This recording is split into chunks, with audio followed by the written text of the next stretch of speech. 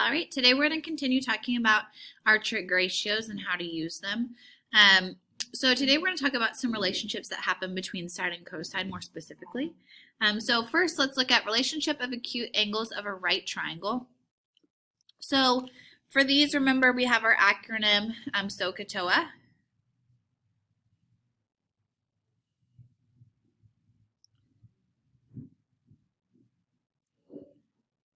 So for angle A, I want opposite over hypotenuse would be 10 over 26.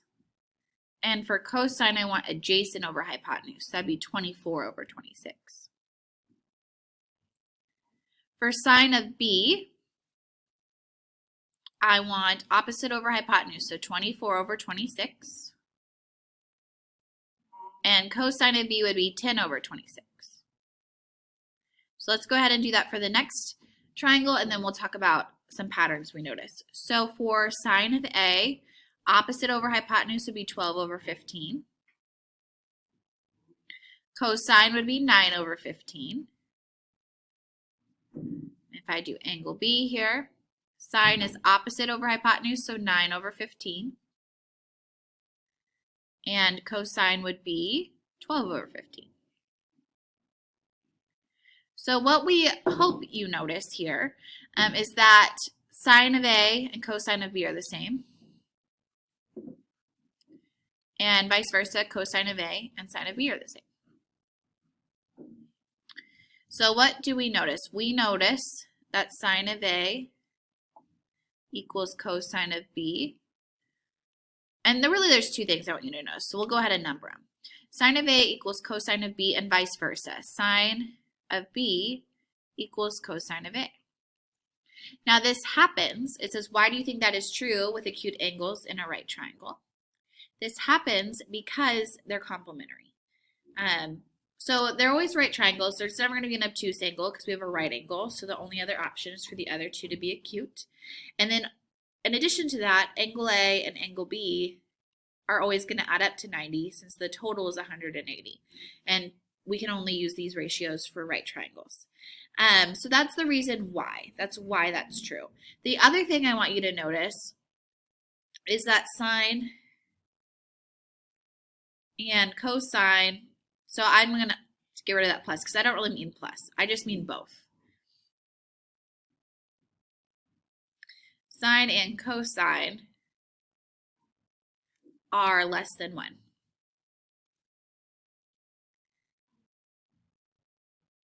Okay, and that's true because it's always a side, opposite or adjacent over hypotenuse, and hypotenuse is always the longest side. So that's another thing I want you to notice. These values should always be less than 1.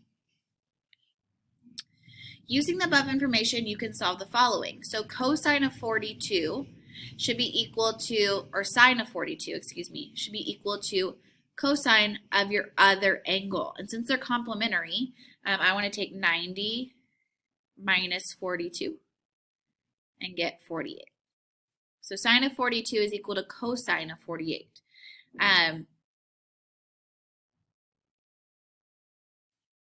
We know that because they are complementary. So here, cosine of one angle should equal sine of the other. So 90 minus 37 is 53.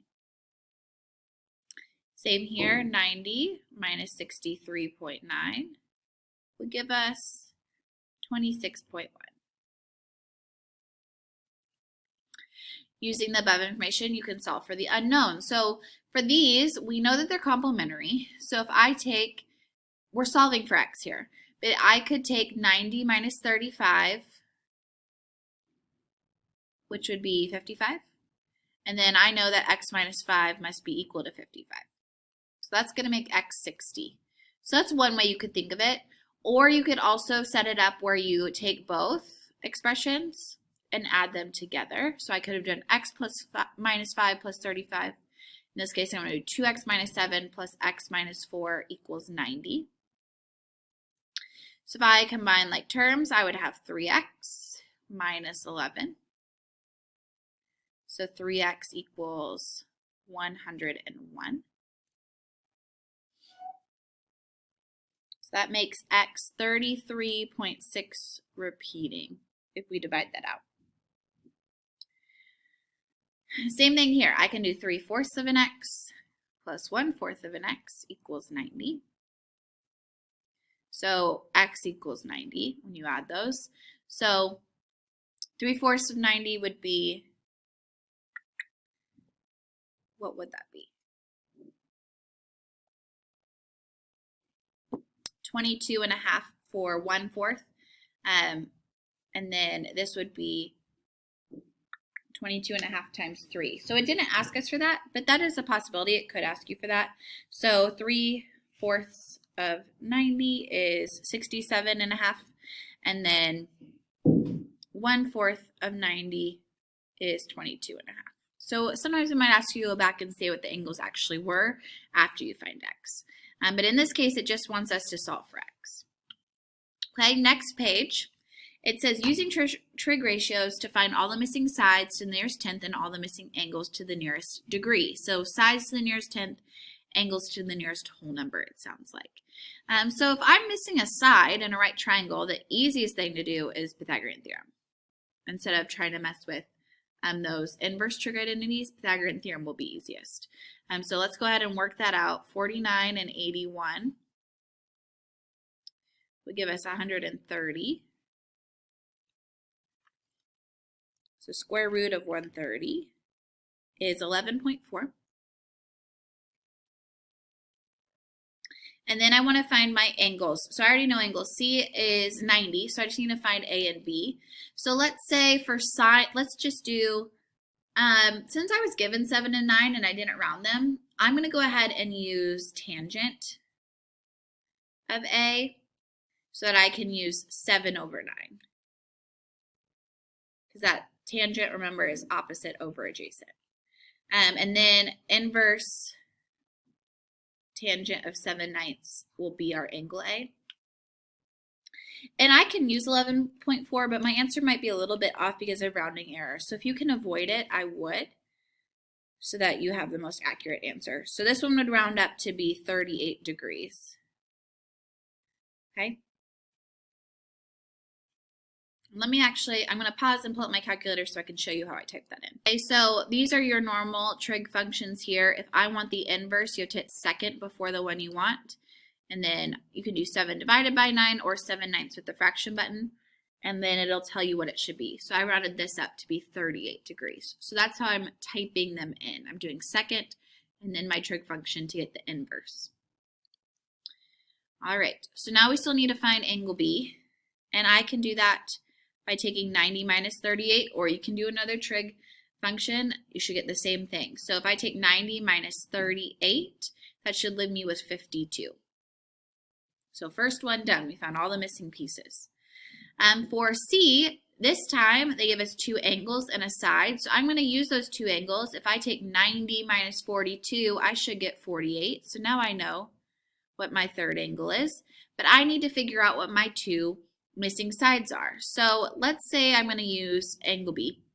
And let's say I want to find this one first. Opposite over adjacent, I could do tangent of 42 equals 6/x. And when this happens, when your variable's on the bottom, you can cross multiply like so. So you'd have 6 equals x times tangent of 42, which is going to end up being 6 divided by tangent of 42.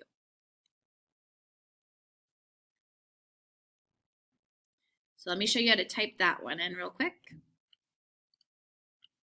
I'm not using the inverse because I'm trying to find a side. I'm using just the regular tangent. So 6 divided by tangent of 42.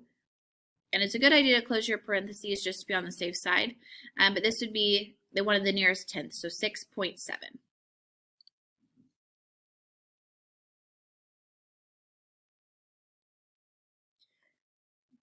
And then at this point, you have 2 choices. You could do Pythagorean theorem to find the third side, or you could do another trig function, which is what I'm going to choose to do, because I just don't like to work with rounded numbers if I can help it, because it puts some error into my final answer.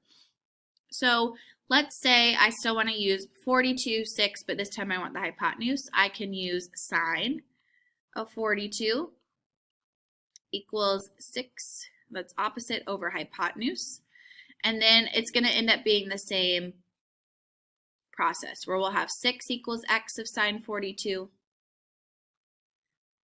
which is going to be 6 divided by that sine of 42.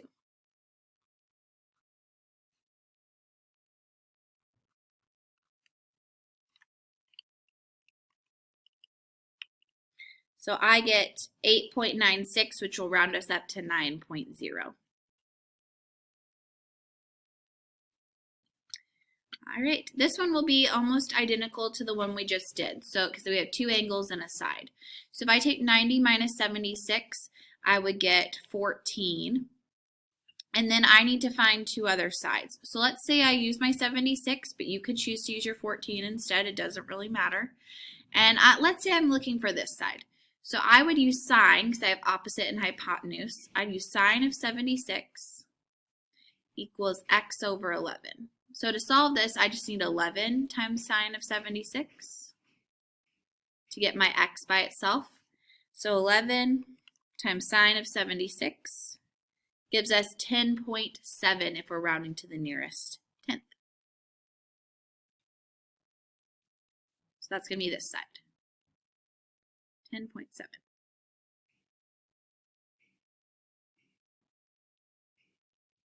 Okay, so if I want to do the same thing, but I want this side instead, I would have adjacent over hypotenuse. So we'd use cosine of 76 equals our missing side over 11. So we would take 11 times that cosine of 76 to get that last missing side. 2.7 if we round to the nearest tenth.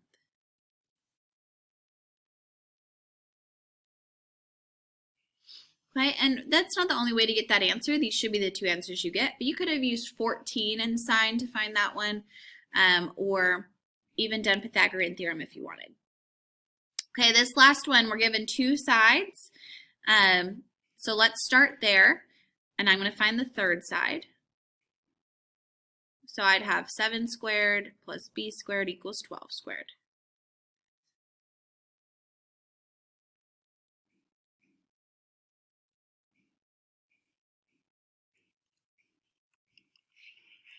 So that gives us 95. Square root of 95 is 9.7 if I round to the nearest tenth. And now I want to try to find one of my angles. Again, I like to use the non-rounded sides. So let's say I'm looking at angle B, and I have 7 and 12. That'd be opposite over hypotenuse. So I want sine of B equals 7 over 12. So to find B, I'd have to take the inverse sine of 7/12.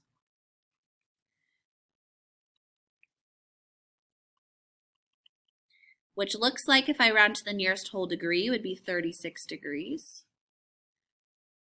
And then I can just take 90 minus 36, which is 54 to get that last one. Or you could set up another trig function for A. You could use cosine of 7 over and then 7 over 12 and do inverse cosine of 7/12. So that should still give you 54. Right? So there's more than one way to go about it. But there's some examples for you. So today we're working on worksheet 2.